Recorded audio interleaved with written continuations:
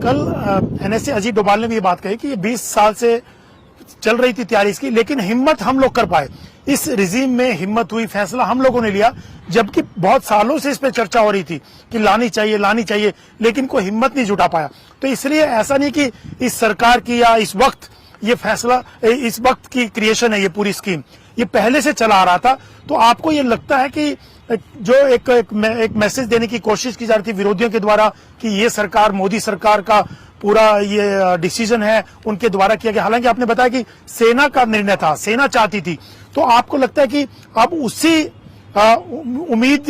कर सकते हैं, उसी उम्मीद के साथ युवा इसमें शामिल होंगे, स्कीम के तहत जुड़ेंगे, सेना में भर्ती होंगे? क्योंकि अब सेना लगातार बोल रही है, एनएसए को भी सामने आना पड़ा और चीजें क्लियर करनी पड़ी कि ये आपके बेहतरी के लिए। और जिस ढंग से चैलेंजेस आ रहे हैं, चुनौतियां आ रही हैं अपने आसपास के पड़ोसी देशों से, चाहे चीन की बात हो, पाकिस्तान की हो, और दूसरे देश भी जहां से चुनौतियां नहीं है, बहुत आगे जा रहे हैं अपनी सुरक्षा को लेकर के, सेना के मॉडर्नाइजेशन को लेकर के। आपको लगता है कि अब लोगों को समझ में आएगी कि हमारे देश को भी और आगे बढ़ने की जरूरत है? जैसे प्रधानमंत्री ने भी कहा कि शुरू में आपको लगता होगा कि ये फैसले आपके लिए ठीक नहीं है या अप्रिय हो सकते हैं, आपको अच्छे ना लगे, लेकिन भविष्य के लिए बहुत अच्छे फैसले होंगे, फायदेमंद होंगे देश के लिए। अब आपको लगता है कि जब जिस ढंग से सेना ने आकर के कहा कि बहुत जरूरी है स्कीम का, अब युवाओं को समझ में आएगा, और जो विरोधी हैं खासतौर से विपक्षी पार्टियां, उनके भी ये बात गले उतरेगी। और जहां तक विपक्षी पार्टियों की बात है कि सिर्फ इस सरकार का, इस सरकार के दौरान का फैसला नहीं है,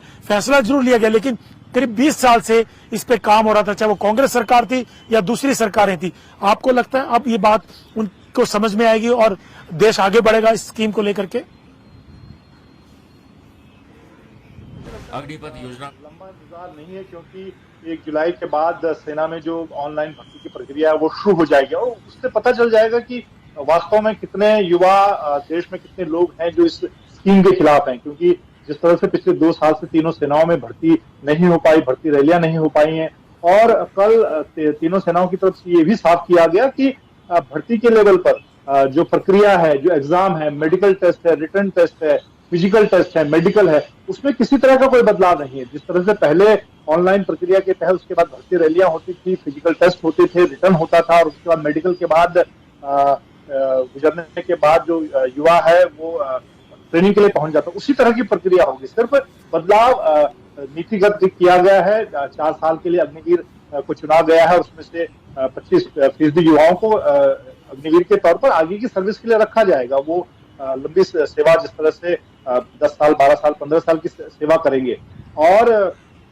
ये बात निश्चित तौर पर इसमें हफ्ते भर का जो कंफ्यूजन रहा है, जो बात सेनाएं और सरकार युवा तक नहीं पहुंचा पाई कि ये सेना की जरूरत है। और आप देखिए कि कल सेनाओं ने तुलनात्मक अध्ययन रखे हैं मीडिया के सामने, जिसमें कहा गया कि ये सिर्फ भारत में नहीं है। इजराइल की बात की जाए, वहां पर मैंडेटरी मिलिट्री सर्विस है। अमेरिका की बात की जाए, रूस की बात की जाए, फ्रांस की बात की जाए, जर्मनी की बात, 4-5 देशों के तुलनात्मक अध्ययन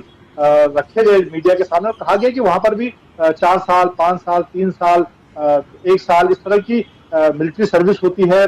सेनाओं में युवाओं को मौका दिया जाता है। तो भारत कोई नया प्रयोग नहीं करने जा रहा है। ये पिछले 10-20 सालों से बाकी देशों में ऐसा प्रयोग चलता रहा, एक तरह से सफल प्रयोग रहा है, चाहे वो आर्थिक दृष्टि से देखा जाए, बजट के तौर पर देखा जाए, या फिर उसकी जो टेक्निकल एस्पेक्ट है। क्योंकि अब सेना उस तरह की सेना नहीं रही है कि आप पैदल किसी देश पर आक्रमण करेंगे, पैदल 1 लाख की सेना ले जाकर। अब जो भी लड़ाई होगी वो अलग अलग थिएटर में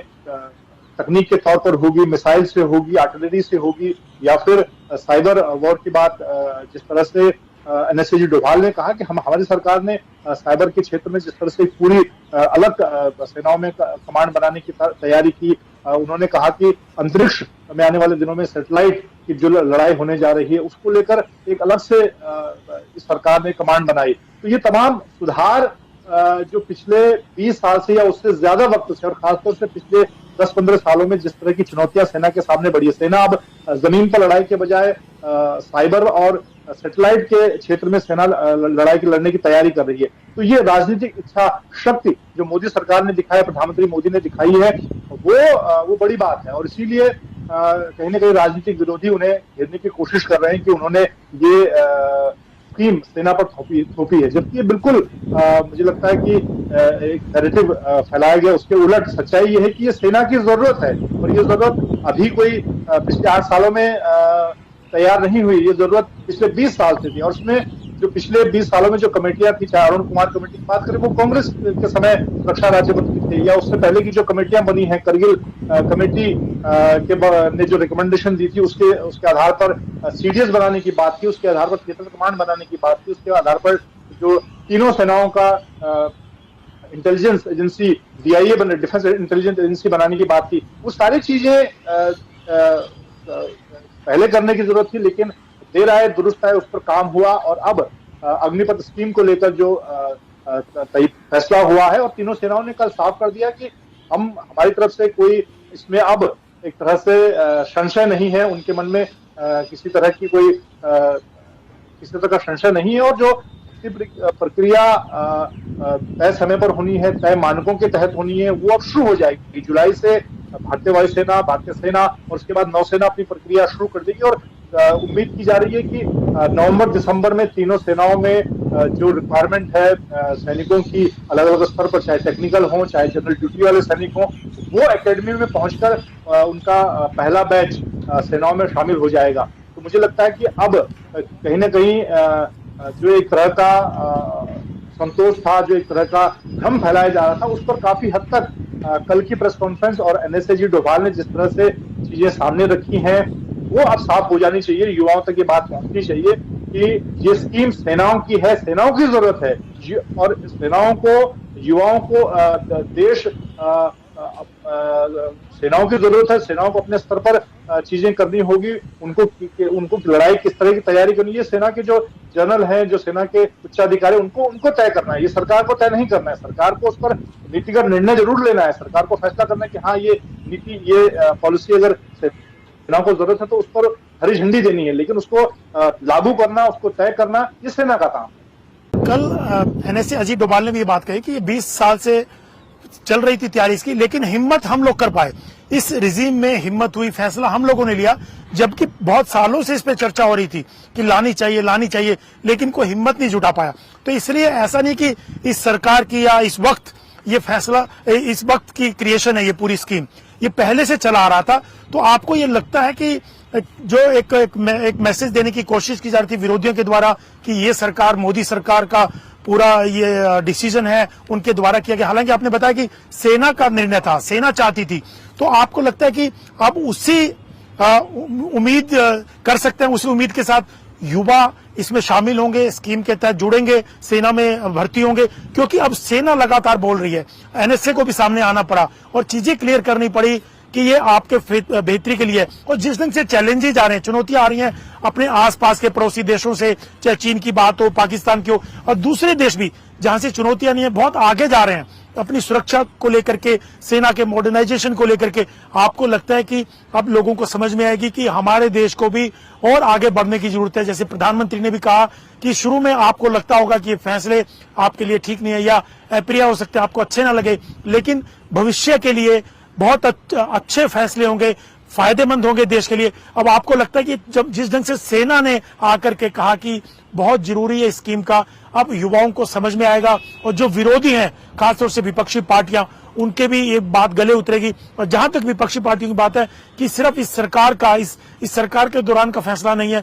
फैसला जरूर लिया गया, लेकिन करीब 20 साल से इस पे काम हो रहा था, चाहे वो कांग्रेस सरकार थी या दूसरी सरकारें थी। आपको लगता है अब ये बात उनको समझ में आएगी और देश आगे बढ़ेगा इस स्कीम को लेकर के?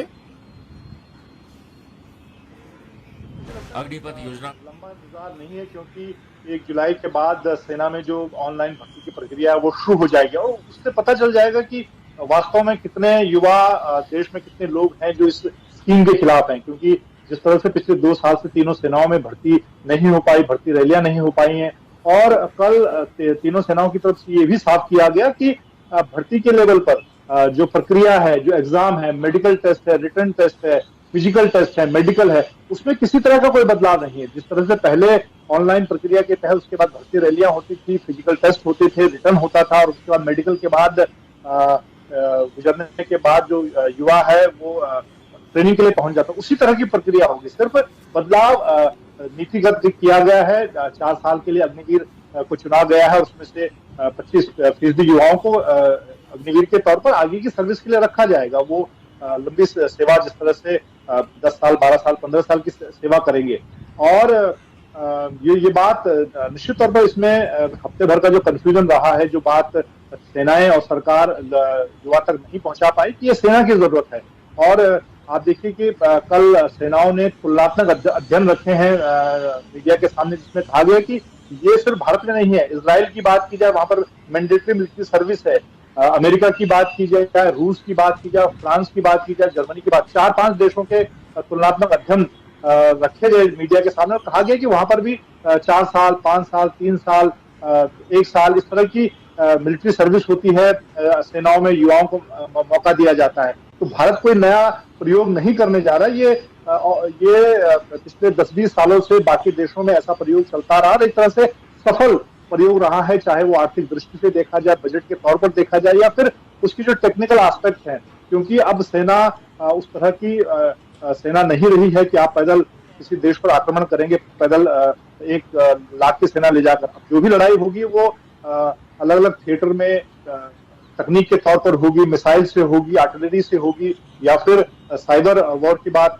जिस तरह से NSAG डोभाल ने कहा कि हमारी सरकार ने साइबर के क्षेत्र में जिस तरह से पूरी अलग सेनाओं में कमांड बनाने की तैयारी की। उन्होंने कहा कि अंतरिक्ष में आने वाले दिनों में सैटेलाइट की जो लड़ाई होने जा रही है, उसको लेकर एक अलग से इस सरकार ने कमांड बनाई। तो ये तमाम सुधार जो पिछले 20 साल से या उससे ज्यादा वक्त से, और खासतौर से पिछले 10-15 सालों में जिस तरह की चुनौतियां सेना के सामने बढ़ी है, सेना अब जमीन पर लड़ाई के बजाय साइबर और सैटेलाइट के क्षेत्र में सेना लड़ाई की लड़ने की तैयारी कर रही है। तो ये राजनीतिक इच्छा शक्ति जो मोदी सरकार ने दिखाई, प्रधानमंत्री मोदी ने दिखाई है, वो बड़ी बात है। और इसीलिए कहीं ना कहीं राजनीतिक विरोधी उन्हें घेरने की कोशिश कर रहे हैं कि उन्होंने ये स्कीम सेना पर थोपी है, जबकि बिल्कुल मुझे लगता है कि एक नैरेटिव फैलाया गया। उसके उलट सच्चाई ये है कि ये सेना की जरूरत है, और ये जरूरत अभी कोई पिछले 8 सालों में तैयार नहीं हुई। ये जरूरत पिछले 20 साल से थी, और उसमें जो पिछले 20 सालों में जो कमेटियां थी, चाहे अरुण कुमार कमेटी की बात करें, वो कांग्रेस के समय रक्षा राज्य मंत्री थे, या उससे पहले की जो कमेटियां बनी हैं, करगिल कमेटी ने जो रिकमेंडेशन दी थी, उसके आधार पर CDS बनाने की बात की, उसके आधार पर थिएटर कमांड बनाने की बात की, उसके आधार पर जो तीनों सेनाओं का intelligence agency DIA defence intelligence agency बनाने की बात थी। वो सारी चीजें पहले करने की जरूरत थी, लेकिन देर आए दुरुस्त आए, उस पर काम हुआ। और अब अग्निपथ स्कीम को लेकर जो फैसला हुआ है, और तीनों सेनाओं ने कल साफ कर दिया कि हमारी तरफ से कोई इसमें अब एक तरह से संशय नहीं है, उनके मन में किसी तरह का संशय नहीं है। और जो प्रक्रिया तय समय पर होनी है, तय मानकों के तहत होनी है, वो अब शुरू हो जाएगी। जुलाई से भारतीय वायुसेना, भारतीय सेना और उसके बाद नौसेना अपनी प्रक्रिया शुरू कर देगी। और उम्मीद की जा रही है कि नवंबर-दिसंबर में तीनों सेनाओं में जो रिक्वायरमेंट है सैनिकों की अलग अलग स्तर पर, चाहे टेक्निकल हो, चाहे जनरल ड्यूटी वाले सैनिक हो, वो एकेडमी में पहुंचकर उनका पहला बैच सेनाओं में शामिल हो जाएगा। तो मुझे लगता है कि अब कहीं ना कहीं जो एक तरह का संतोष था, जो एक तरह का भ्रम फैलाया जा रहा था, उस पर काफी हद तक कल की प्रेस कॉन्फ्रेंस और NSAG डोभाल ने जिस तरह से चीजें सामने रखी हैं, वो अब साफ हो जानी चाहिए। युवाओं तक ये बात पहुंचनी चाहिए कि ये स्कीम सेनाओं की है, सेनाओं की जरूरत है, और सेनाओं को, युवाओं को देश सेनाओं की जरूरत है। सेनाओं को अपने स्तर पर चीजें करनी होगी, उनको लड़ाई किस तरह की तैयारी करनी है, सेना के जो जनरल हैं, जो सेना के उच्चाधिकारी, उनको तय करना है। ये सरकार को तय नहीं करना है। सरकार को उस पर नीतिगत निर्णय जरूर लेना है। सरकार को फैसला करना है कि हाँ, ये नीति, ये पॉलिसी अगर सेना को जरूरत है तो उस पर हरी झंडी देनी है, लेकिन उसको लागू करना, उसको तय करना, ये सेना का काम है। दोस्तों, सब्सक्राइब कीजिए एक्स आर्मी सोल्जर को डिफेंस की सबसे सटीक और सबसे आसान भाषा में जानकारी के लिए। साथ ही बेल आइकन को प्रेस करें ताकि आपको नोटिफिकेशन सबसे जल्द मिले।